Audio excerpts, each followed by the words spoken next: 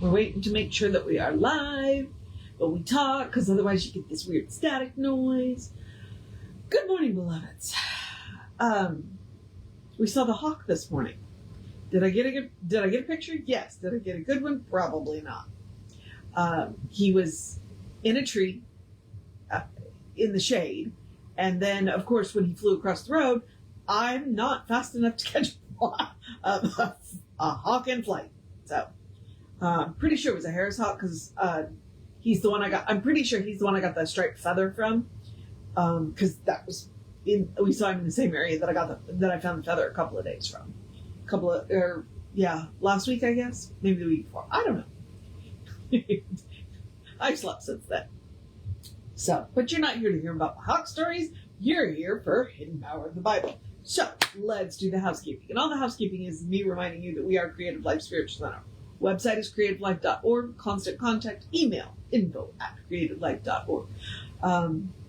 That will get you one email a week, tells you what's going on for the week of the month, and the hot links are hot. So click here now means it. It's also blind CC, so nobody's going to see your email. You won't end up on anybody else's email list because of us. Then I mentioned the social media merely from the standpoint of we do not monetize the social media. We don't want to deal with the ads any more than you do. So we ask you instead to go like, subscribe, follow based on which platform you're on, and then engage with the individual posts by reacting to the post, commenting on the post, sharing the post. Bumps us in the algorithms, more people see our stuff. And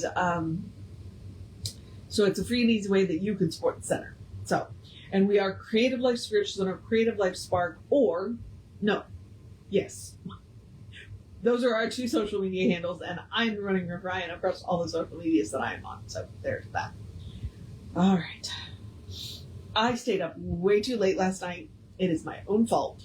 One, we did go to the movies. So that it always takes a minute to wind down from that. And then two, I knew I needed to update one of my games, and it wanted me to offload a couple of apps that I actually use. So it was cooperating with me taking pictures off. So I was like, yeah, I'll do that. So I stayed up too late. So I'm a little bleary-eyed and tired today. And the good news is it probably means I'll go to bed early tonight, and I need to, because Friday's going to be a thing. All right, so we are doing the Hidden Power of the Bible, which used to be called The Bible in Light of Religious Science, but obviously when they re-released it, they changed the title because it makes more sense. We are currently in the Hebrew, doing the selections from the Hebrew Testament, and we are still in Genesis. We did the creation story simplified yesterday, and today we are going to tackle humanity's spiritual nature. That is what we are up to today. Ernest, this is a selection that Ernest feels still speak to us today. He did not do the whole Bible because this book would be a whole lot thicker if it was. So it is just a selection, and it is just the ones that Ernest feels are important. They're just the ones that Ernest thought were important to him. So if he doesn't cover your favorite, you can write your own book. All right. So, humanity's spiritual nature. Let us inquire into the meaning of being made in the image and likeness after God. Surely the writer could not have been speaking of any physical likeness. God is not a huge person, nor is it a finite being circumscribed by a limited form. God is universal spirit, the life principle, and intelligent energy pervading all. That's actually a really good description. The writer must have been referring to a spiritual and mental likeness, not a physical correspondence. Humanity is, as the image of eternity, is made of God's stuff. See, I didn't make that up. I got that right from Ernest. God's stuff. We partake of the divine nature. Our image, our likeness to the Ancient of Days is a spiritual likeness.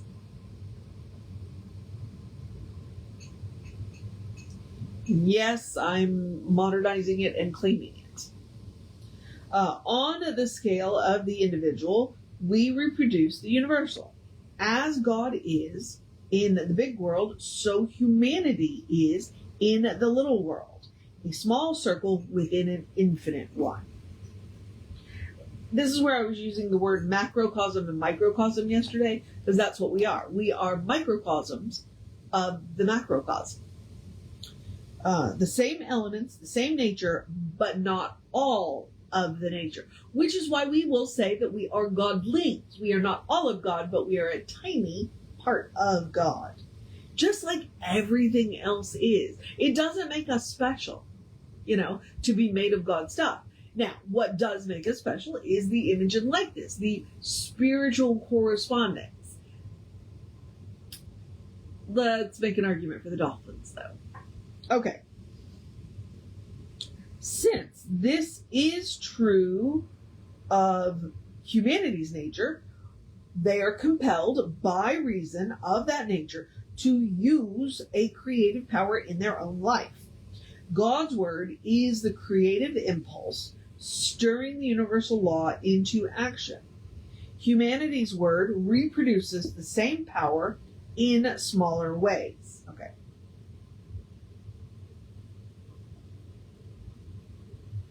So we have the same creative power, just on a much smaller scale. We can't make stars, but we can make fireworks. Humanity is the creative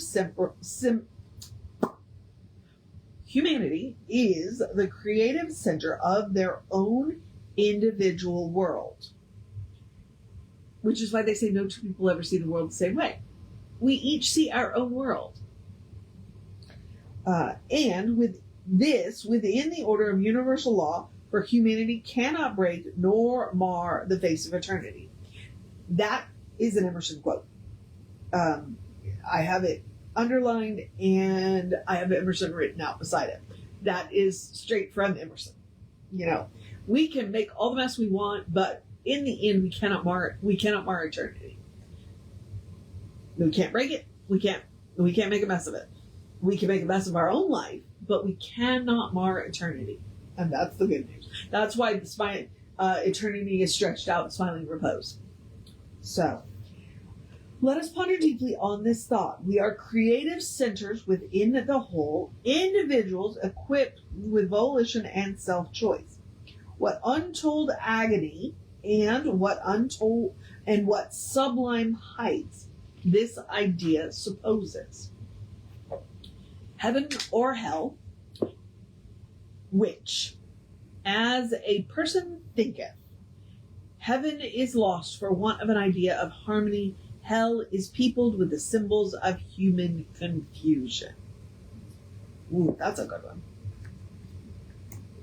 Heaven is lost for want of an idea of harmony, and hell is peopled with the symbols of human confusion. Let us exercise our imagination for a moment and suppose that we are gods and wish to make humanity after our image and in our likeness. We would wish them to be free and happy, but we know this can be brought about only by creating them and letting them discover their own nature. They must do this through a process of evolution or unfoldment. For could they awake to themselves at once, they would only awake to eternal bondage. They must learn by experience. They must evolve through slow processes of time and gradually become aware of their true nature and their true relationship with us. We love them from the start. Indeed, our love is so great that we will have nothing short of complete freedom for our creation. Could we do this unless we made humanity and let them alone to discover themselves? Of course not, as God is doing nothing to contradict its nature. This is Ernest's argument. Humanity is made with free will, therefore with the possibility of dual experience. They are not compelled to go one way or another, but are left to discover which way is best. Their thought and act, being creative, become their taskmaster, driving them whither their tendency leads. Do we not recognize this in the law of cause and effect, set in motion through individual volition and free choice?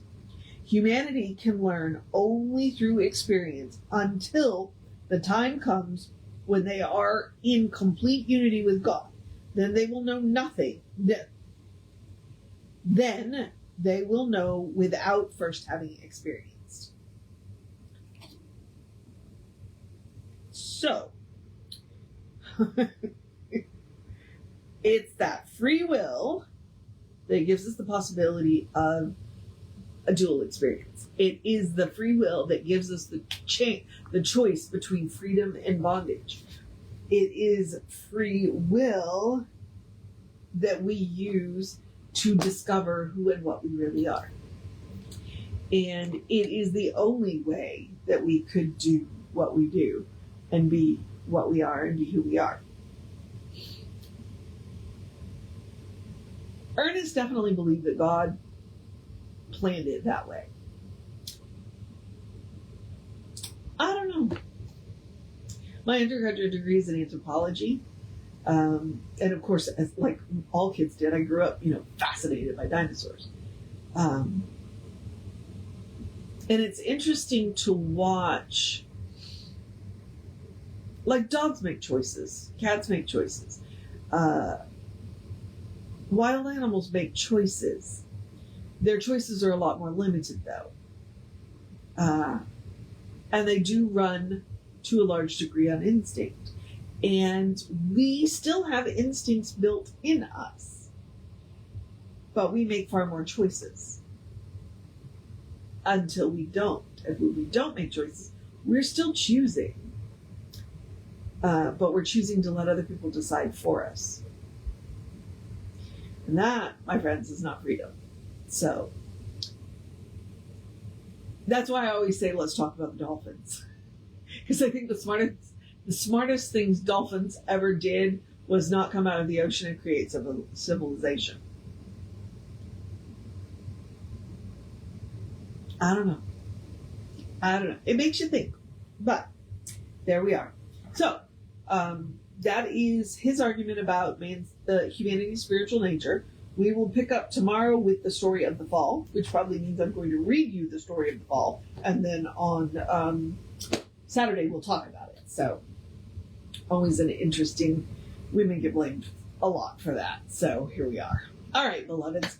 I'm going to move on to the process of my day. I hope you have enjoyed going through the creation stories with us. And like I said, we're going to pick up with the fall tomorrow. Oh.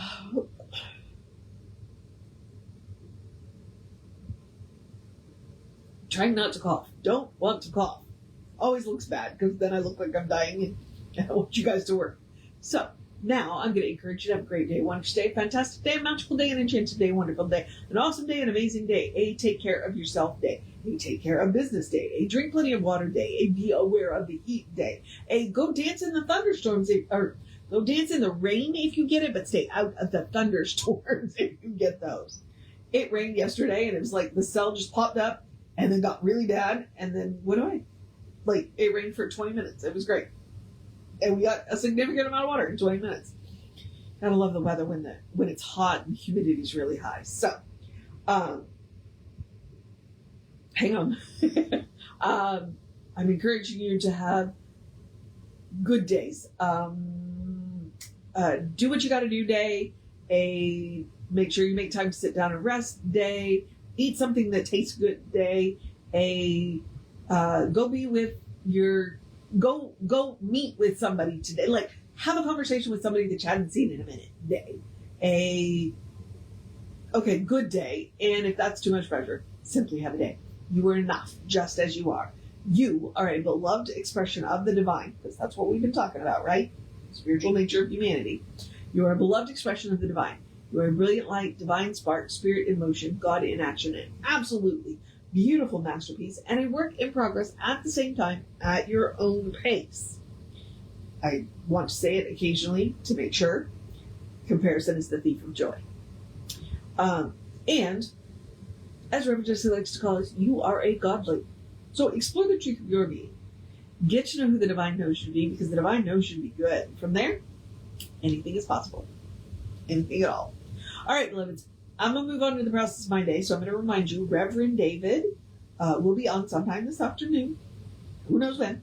I'll be back with you tomorrow in that 9-ish hour, 9 to 9:15